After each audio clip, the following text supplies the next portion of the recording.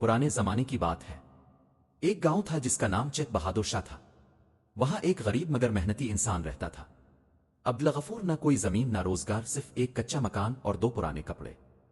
इसका सबसे वफादार साथी था एक कुत्ता बादशाह, जो हमेशा उसके साथ रहता। अब्दुल रोज सुबह जंगल जाता, लकड़ियां काटता और बाजार में बीच कर रोटी और थोड़े से चने ले आता।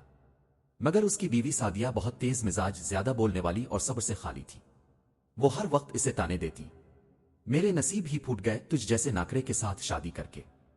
एक दिन जब अब्दुल थका हारा घर आया तो सादिया दहलीज पर खड़ी थी, आंखों में आग लिए।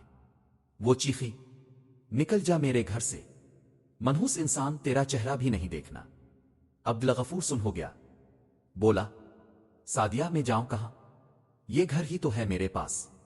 सादिया गुर्रई, जाकर अपने कुत्ते के साथ रह, वो तुझसे बेहतर है।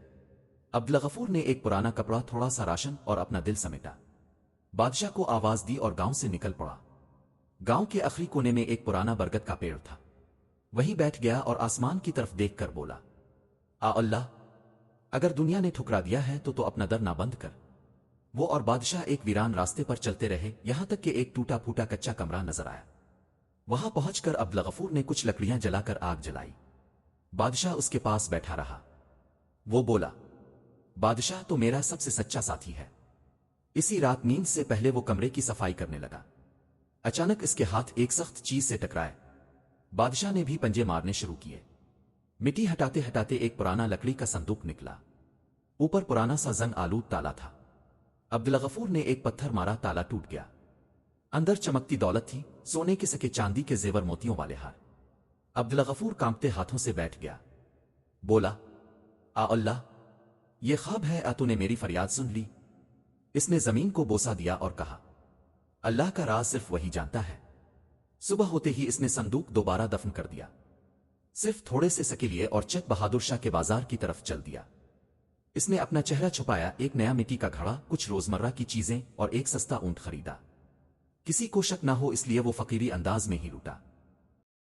फिर हर रात थोड़ा थोड़ा सोना निकालता और बाजार में तिजारत का आगाज कर दिया। यूं अब्दुल की नई जिंदगी का आगाज हुआ और किसी को कानो कान खबर ना हुई।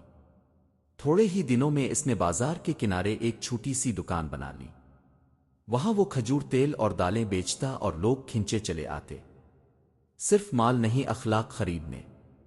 ना तोल में कमी, ना बात में झूठ। सब कहने लगे, यही तो है असल ईमानदार ताजिर। वक्त गुजरता गया और अब्दुल का नाम पूरे चेक बहादुर शाह में इज्जत की निशानी बन गया। अगरचे वो अब भी इसी पुराने कच्चे कमरे में रहता था, मगर दिल इतना कुशादा था कि फकीरों को खाना खिलाता, प्यासों को पानी पिलाता और दिल में कहता, मेरे रब की दी हुई नेमतें दुनिया की आंखों से छपी ही बेहतर है। रात को वो बादशाह का सर सहलाता और कहता, किसी को क्या मालूम कि गांव का सबसे अमीर शख्स एक कोठरी में रहता है और अपने कुत्ते के साथ खाना खाता है। इसने अहद किया कि वो कभी नहीं भूलेगा कि वो कौन था और कहां से आया था। हीरे जवाहरात इसके दिल पर कभी हुकूमत नहीं करेंगे। दिन, हफ्ते और महीने गुजरे।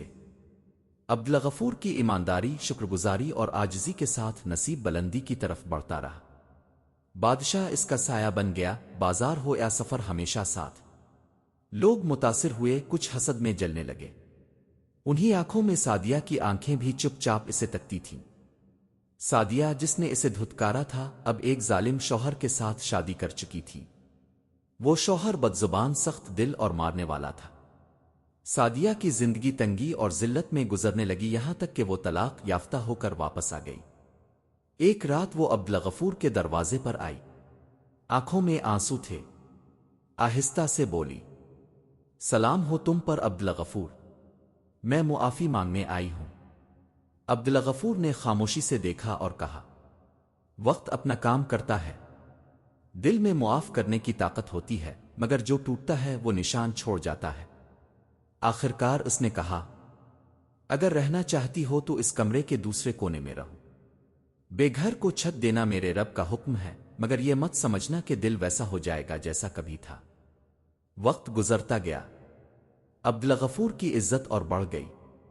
एक दिन गांव के नुमाइंदे ने इसे मशवरा दिया कि वो गांव की कौंसिल में शामिल हो जाए, मगर इसने इनकार कर दिया और कहा, इक्तिदार तभी अच्छा है पे جب انسان خود پر قابو رکھ سکے، اگر میں بھٹک گیا تو میرا ظلم میری غربت سے زیادہ خطرناک ہوگا۔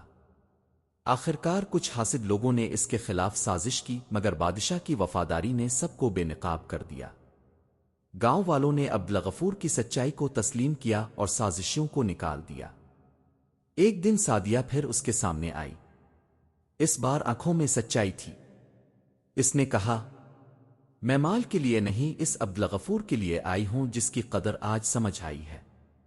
عبدالغفور نے اس کا ہاتھ تھاما اور کہا، چلو نئی شروعات کرتے ہیں۔ یہ جھونپڑی ہمارا محل بن سکتی ہے اگر اس میں دو سچے دل ہوں۔